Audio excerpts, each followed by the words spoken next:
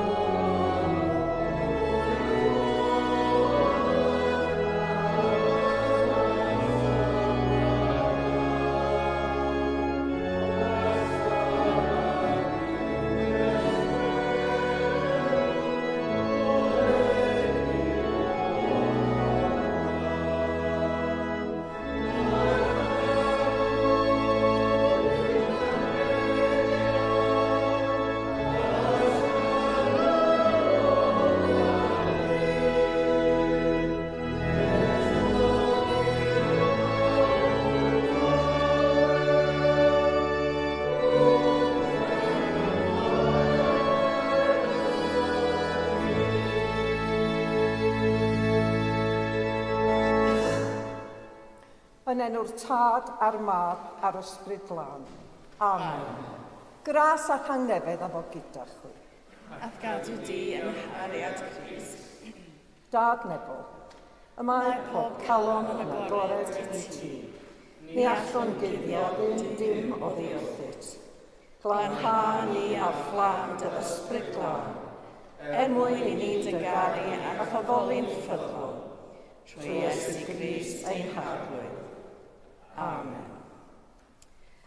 Dywedodd ein harglwydd Iesu Grist, dewch ata fi, bawb sy'n flinedig ac yn llwythog, a fe roddaf i fi o'r ffwystra i chwi.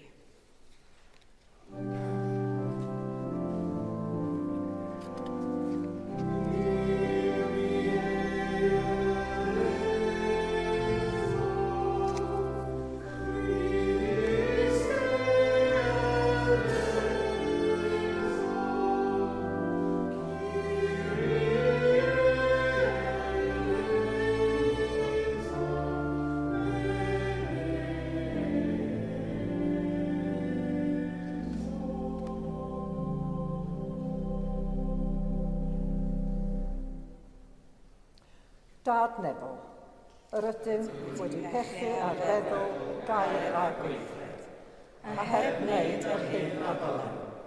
Mae'n wir ddrwg gennym, ac yr ydym o ddifrif wynedi farhau, mwyn dy fab Iesu Grist a fi farw drosom. Maddeuau ni'r cwbl a'i feibio, ac arwain ni yn ei ffordd i gerdded fel plant y goleuni. Amen. Yr holl alluog ddiw, sy'n maddau i bawb sy'n wiredifeiriol, a drig ar hawl wrthych a'ch rhyddhau o bechod, eich cadarnhau mewn daioni, a'ch cadw yn y bywyd tragwyddol, trwy Iesu Grist ein harglwydd. Amen. Gloria in excelsis Deo.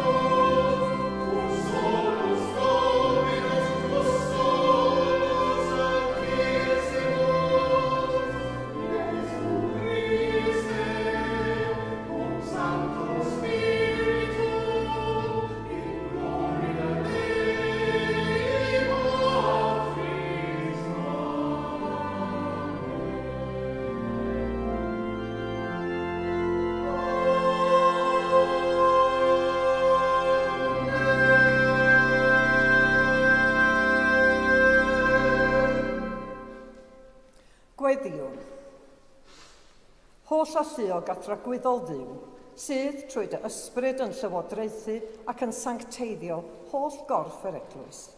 Gwrando ein gweddiau o ffrymwn dros dy holl bobl ffyddlon.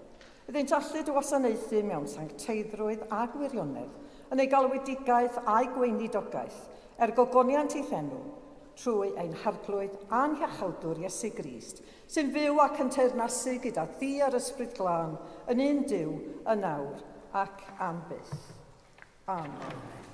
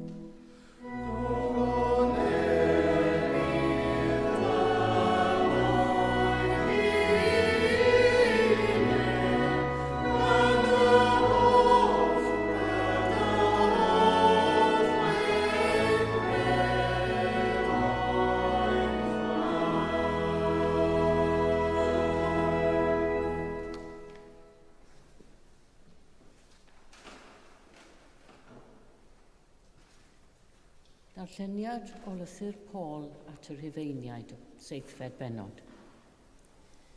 Ni allaf ddeall fy ngweithredoedd, oherwydd yr wyf yn gwneud nid y peth yr wyf yn ei ewyllysio, ond y peth yr wyf yn ei gasau.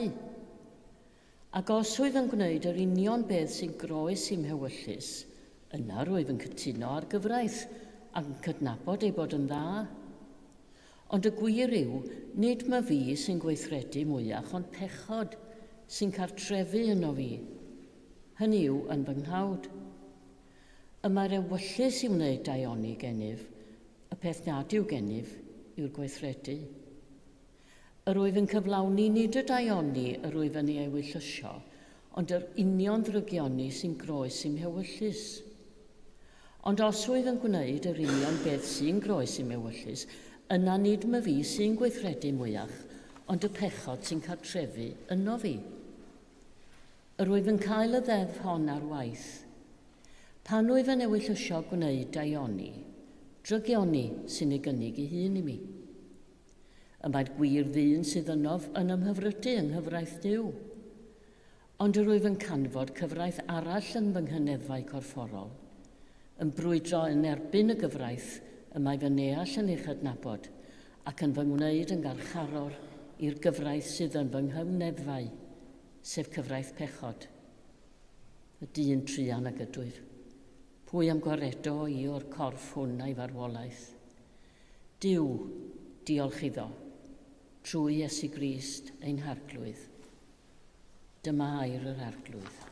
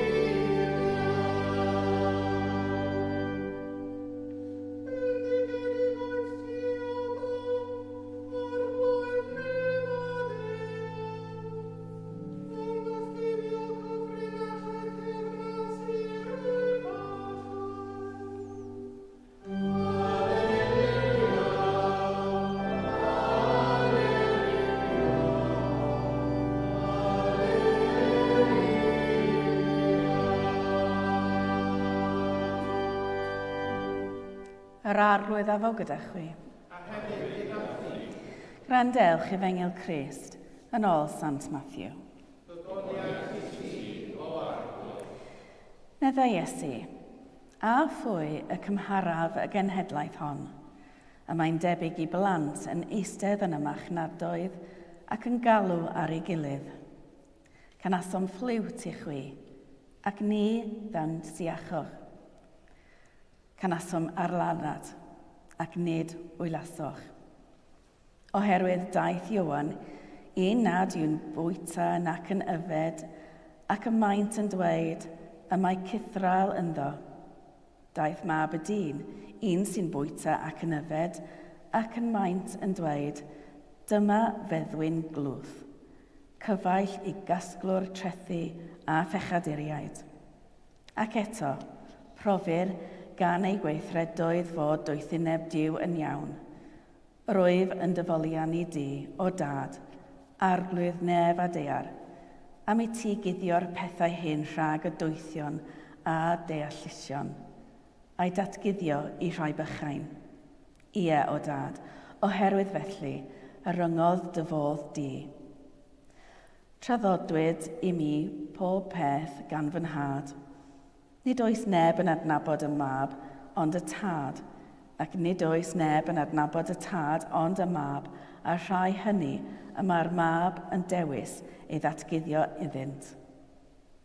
Dewch ata fi, bawb sy'n flinedig ac yn llwythog, ac fe rodda fi o'r ffwystra i chwi. Cymerwch fy iau arnoch, a dysgwch gennyf, oherwydd addfwyn y dwyf, a gostyniedig o galon, a fe gewch o ffwystra i'ch eneidiau. Y mae fy iau yn hawdd ei dwyn, yn baich i yn ysgafn.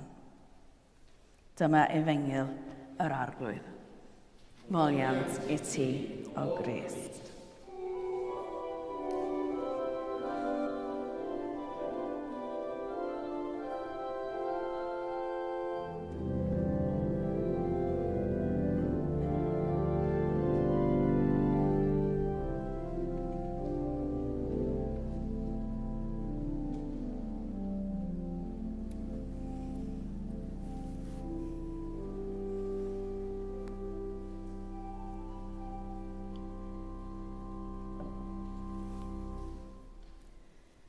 Yn enw'r Tad a'r Mab a'r Ysbryd Glân. Amen.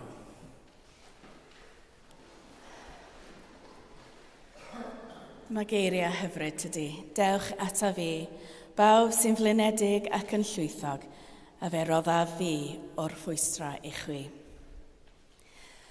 Pan mae'r byd yn teimlo'n drwm a bywyd yn anodd, at bwy neu at beth ydych yn troi. Ydych chi'n ymweld â ffrind i rhannu eich pryderon? Ydych chi'n mynd allan i'r ardd, neu efallai eich bod yn mynd am dro? Rydym yn ffodus iawn yn byw yma gan nad oes rhaid i ni fynd yn bell i weld harddwch, y coedwigoedd, y mynyddoedd a'r traethau. Efallai mae mynd i siopa yw eich ffordd chi o ymdopi, neu grwydro o gwmpas amgueddfa neu blasti hanesyddol. Mae cymaint o ffyrdd o dawelu meddwl blinedig neu dan straen.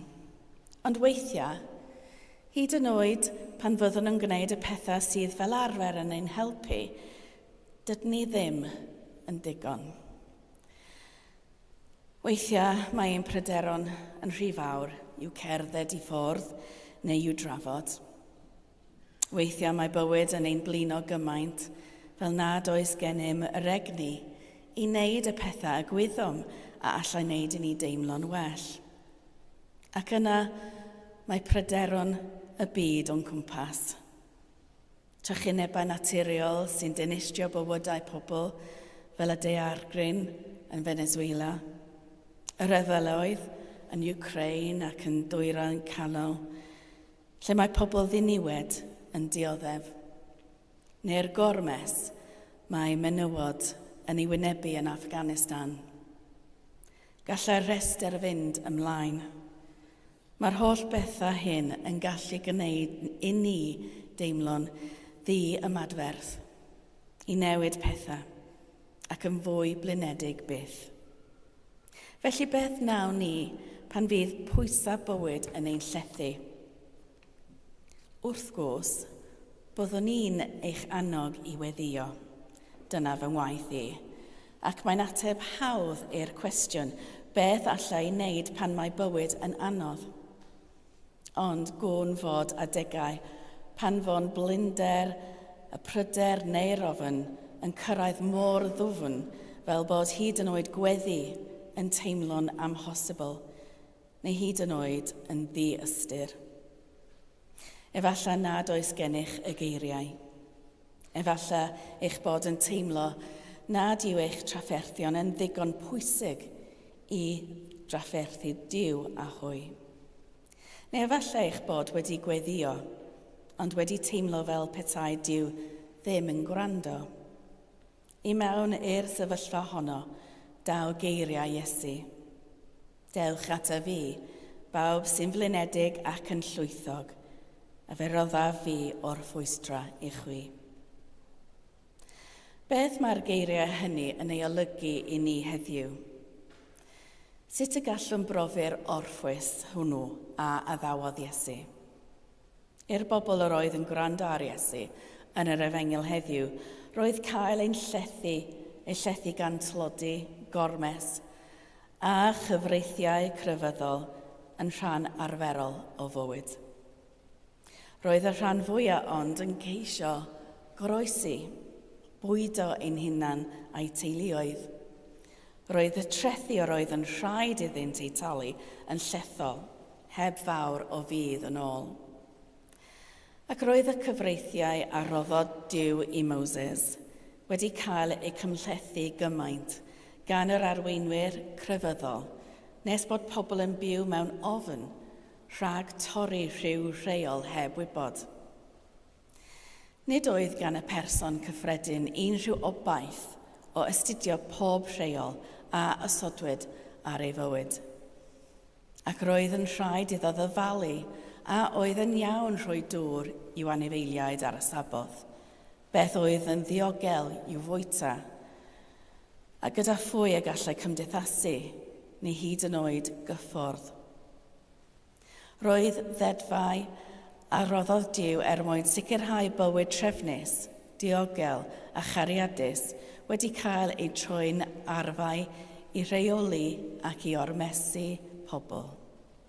Ac wrth gwrs, roedd y rhai mewn grym yn gallu dilyn y rheolau hynny yn fwy rhydd ac yn cael ei goruchwylio'n llai manwl na'r bobl cyffredin. Doedden nhw ddim yn poeni am gael digon i'w fwyta ac nac am drethu afresymol. Roedd llawer ohonyn nhw'n elwa o'r anghyfiawnder hynny. I mewn i'r byd hwnnw daw dyn sy'n honni ei fod oddi wrth Dduw. Dyn sy'n dweud mai caru Duw a charu cymydog yw'r gorchmynion pwysicaf oll. Dyn sy'n dewis gwasanaethu yn hytrach na rheoli. Dyn sydd â dealltwriaeth ryfeddol o'r ysgrythurau ac sy'n dal yr ysgolheigion crefyddol allan tro ar ôl tro. Dyn sy'n dod ar gobaith i'r bobl. Dyn peryg. Dyn sy'n dod ar gobaith yn beryg iawn. Nid yw'n syndod felly fod yr arweinwyr crefyddol wedi ceisio ei anfri a rybuddio pobl i gadw draw oddi wrtho. Roedd Iesu yn gwybod hyn. Roedd yn gwybod ei bod yn ein alw'n gelain ac yn feddwyn, ac yn ei ferniadu am fod yn gyfaill i gasglu'r trethu a phechaduriaid. Mae'n tynnu sylw at y modd y mae ei doethineb a'i gwybodaeth honedig wedi ei hatal rhag gweld gras Duw. Nid ydynt yn gallu ei dderbyn, tra bod y person cyffredin sy'n chwilio am obaith yn gallu profi'r gobaith hwnnw drwy Iesu. Daeth Iesu yn ôl at fwriad gwreiddiol y gyfraith, bod pobl yn cael ei gweld, ei anrhydeddu a'i caru yn gyfartal, yn union fel oedd Duw wedi bwriadu.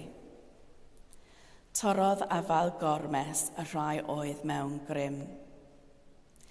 Mae'r iau a mae Iesu'n gynnig yn llawer haws, oherwydd mae wedi ei seilio ar gariad. Mae cyfundrefnau gormesol ofnadwy yn dal i fodoli heddiw, boed yn grefyddol neu'n seciwlar, lle mae pobl yn cael eu hamddiffadu o lawenydd bywyd a lle nad oes modd byw bywyd urddasol. Mae Duw yn ein galw i herio anghyfiawnderau hynny, ond mae geriau Iesu hefyd yn cyrraedd ein bywydau personol, oherwydd oddi yno a daw cyfiawnder a heddwch. Pan fyddwn wedi profi Duw yn rhannu ein baich, pan fyddwn wedi profi gras Duw yn gweithio drwy ein bywydau, yna gallwn ni rhannu gras hwnnw gydag eraill, a'i harwain nhw hefyd at ffynhonnell y gras. Ond mae hynny'n dod yn ôl at y cwestiwn, sut y gallwn profi hyn pan fyddwn wedi blino'n lan, pan mae gweddi yn anodd a Duw yn ymddangos mor bell. Ond sylwch beth mae Iesu'n ei ddweud. Nid yw Iesu'n dweud, dewch ata fi pan fyddwch yn barod. Nid yw'n dweud, dewch ataf pan fydd gennych ddigon o egni. Nid yw'n dweud, dewch ataf pan fydd gennych y geiriau cywir. Yn syml, mae'n dweud, dewch. Dydy o ddim yn gofyn am dim ond eich ymddiriedais. Hyd yn oed ffydd mor fach a hedyn mwstad. A'r parodrwydd i rhannu eich baich gydag ef. Bydd hynny'n edrych yn wahanol i bob un ohonom. Efalla wrth grwydro yn yr ardd, efalla wrth gerdded yn eich hoff le, neu efalla'n gorwedd yn llonydd ar eich gwely. Yr unig beth mae Iesu'n ei ofyn yw eich bod yn dod ato.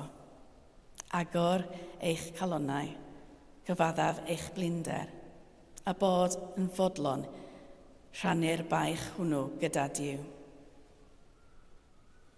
Dewch ata fi, bawb sy'n flinedig ac yn llwythog, y fe rodda fi o'r ffwystra eich chwi. Amen.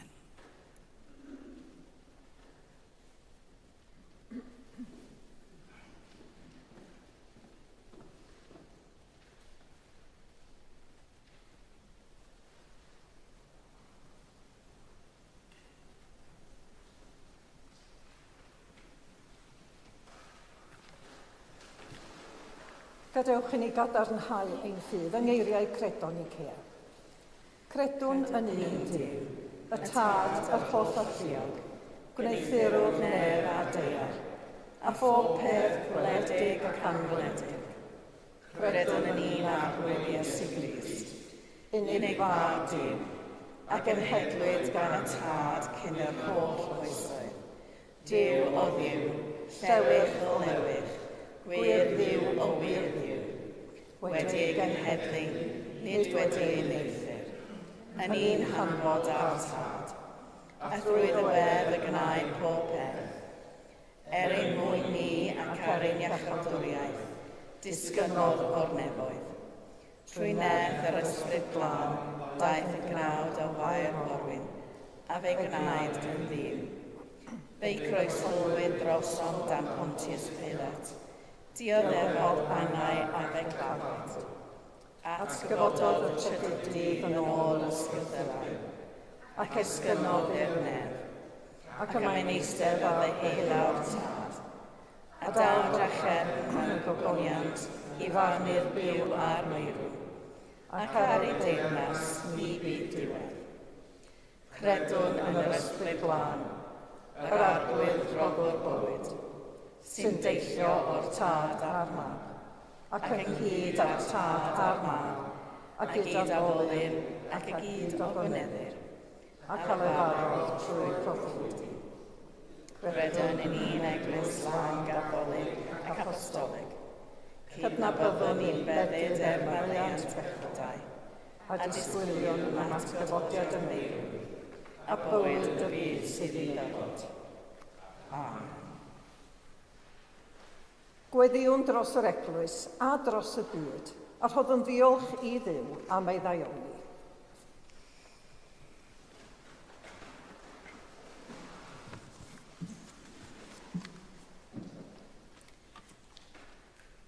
Dad holl alluog, rydym wedi ymgynnull eich addoli a diolch i ti am bopeth yr wyt yn ei roi i ni. Gofynnwn i ti wrando ein gweddio ar gyfer y cadeirlan, y byd, ein cymuned, a'r phobl hynny sydd mewn angen. Arglwydd yn dy drigaredd. Dad holl alluog, bendithia Cherry ein harchesgob, Manon ein esgob etholedig, a holl effeiriad diaconiaid yr ysgobaeth, wrth iddynt ein harwain i dy wasanaethu yn gywir a diwiol.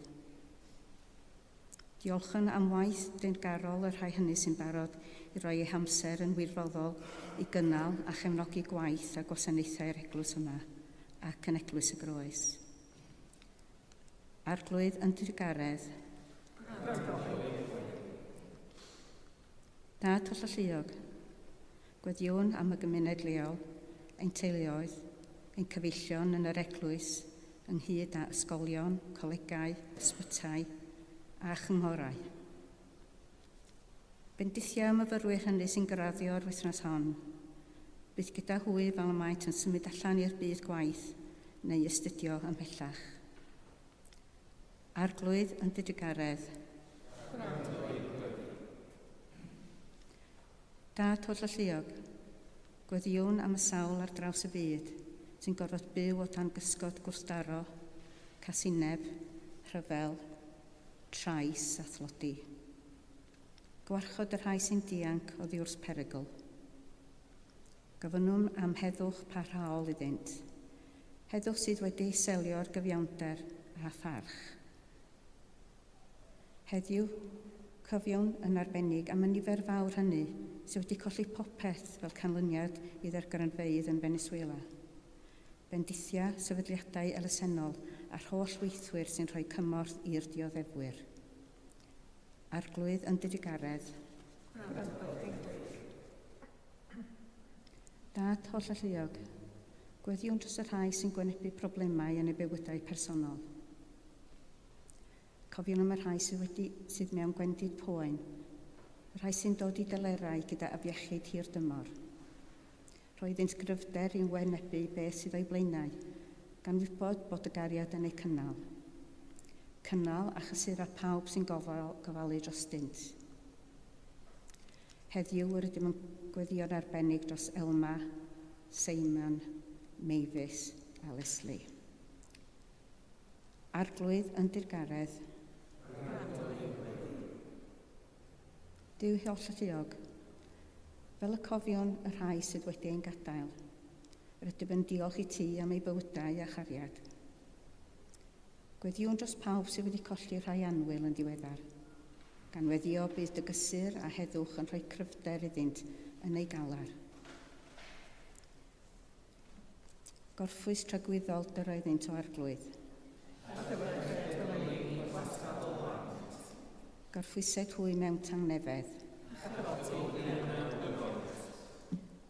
Dad Tregarog, derbyn y gweddiau hyn, mwyn dy fab, i gwaredwr Iesu Grist. Amen.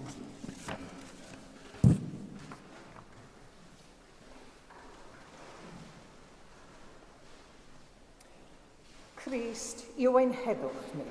Cymododd ni a Duw mewn un corff ar y groes. Deuwn ynghyd yn ei enw a'r hanwm ei dangnefedd. Tangnefedd yr arglwydd efo gyda chwi bob amser. A hefyd gyda chi. Gadewch i ni gynnig arwydd o dangnefedd. Tangnefedd.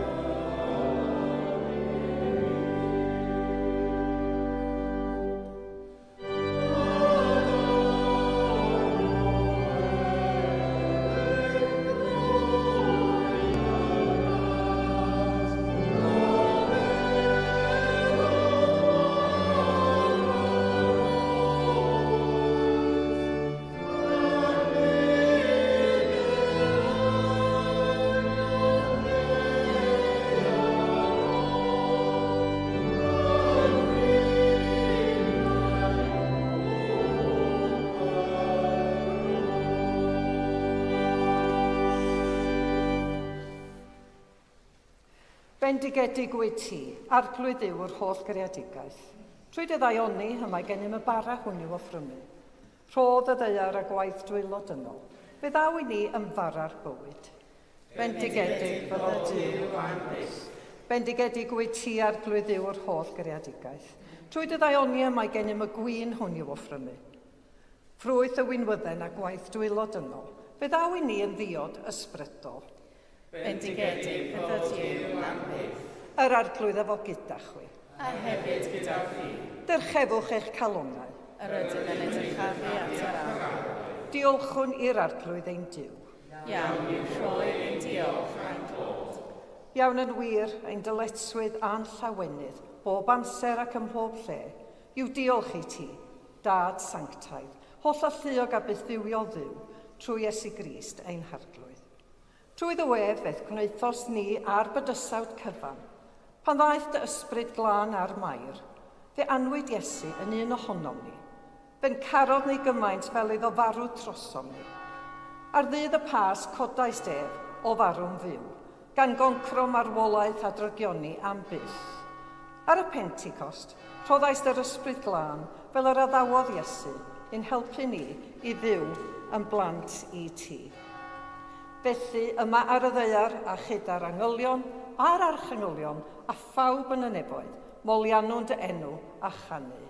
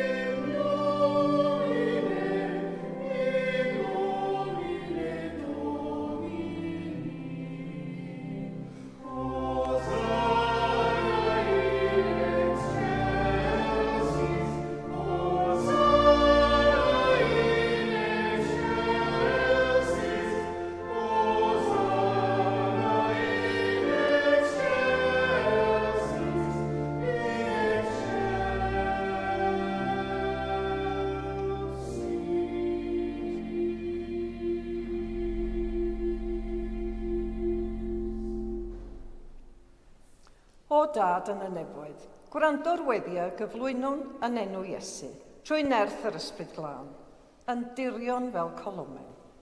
Bydded y bara hwn a'r gwyn hwn i ni yn gorff a gwaed Iesu.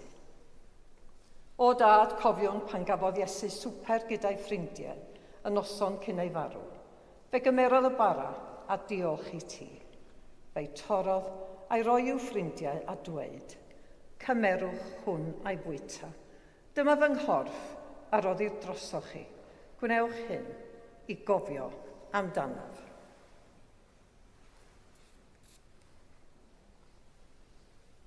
Ar ôl swper, fe gymerodd Iesu y cwpan gwyn. Diolchodd i ti, a'i roi i'w ffrindiau a dweud, ybwch o'r cwpan hwn bob un ohonoch, gan mai hwn yw fy ngwaed, yr addewid newydd o gariad Duw. Gwnewch hyn bob tro yr ybwch ef i gofio amdanaf. Gyda'n gilydd, cofion fod Iesu bob amser gyda ni a dweud, Bu farw Crist, at gyfododd Crist, daw Crist mewn gogoniant. O Dad, wrth i ni gofio dy fab, Iesu Grist, a fe farw ar y groes ac at gyfododd, offrwm i ti yr hoddion hyn, a'r holl roddion yr wyt ti'n ei rhoi mor hael i ni. Anfond ysbryd glân i fod gyda ni a phawb sy'n rhannu'r bara hwn ac yn yfed o'r cwpan hwn. Helpa ni i ymddiried yno ti. Tyr da ni nes at ein gilydd a'n croesawu gyda dy holl bobl i deyrnas o goneddus Iesu. Ti o dad biau bob yn rhydedd a gogoniant trwy Iesu dy fab gyda'r ysbryd glân yn un Duw yn oes oesoedd. Amen. Fel y dysgodd ein iachawdwr ni, gweddiwn yn hyderus.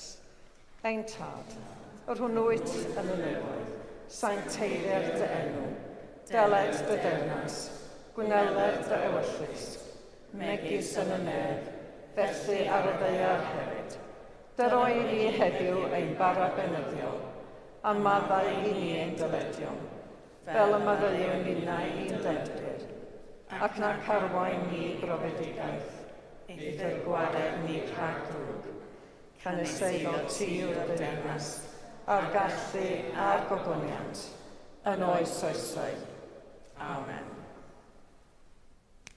Yr ydym yn torri'r bara hwn i rannu yng nghorff Crist, a ni'n ein llawer, un corff ydym, gan ein bod ni oll yn rhannu'r un bara.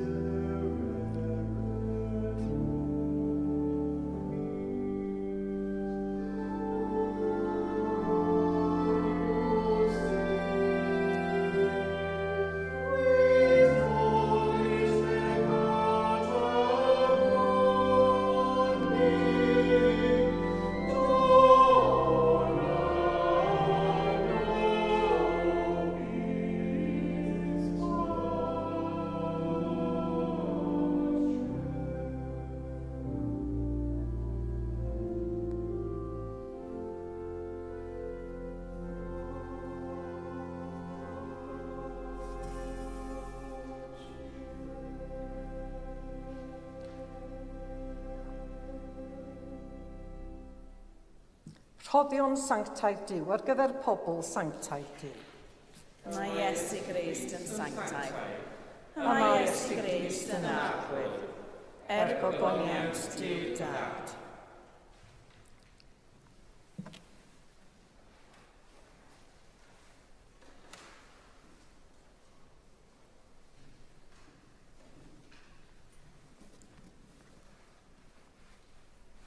Corff Crist, gadwan y bywyd trwy.